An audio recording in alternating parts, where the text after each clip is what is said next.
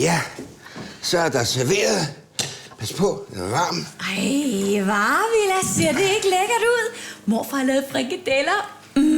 Det kan du godt lide. Det smager lækkert. Skal mor give dig en frikadelle? Eller 2? Kan du godt spise 2, Vilas? Hvad? Du kan også få lidt kartoffelsalat, hvis ikke du kan lide frikadellerne. Vil du have noget kartoffelsalat? Hvad? Der er også sovs. Vil du have det? Eller nej, en rugbrødsmad. Er det bedre med en rugbrødsmad? Skal vi hellere have en... Kunne du tænke dig en toast? Skal morfar lave en toast til dig? Hvad? Er det bedre med frugt inden? Et æble? Så kan mor skrælle det for dig. Skal mor skrælle et æble til dig? Eller vil du hellere have en banan? Hvad? Eller vil du se en film først, og så kan vi spise frikadeller, eller toast, eller kartoffelsalat bagefter? Så, her vil jeg spise din mad. Ja, du må meget undskylde.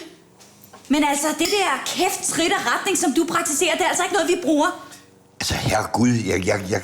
Far, du ødelægger alt det, jeg prøver at bygge op. Det smager godt, morfar. Ja, det er da det.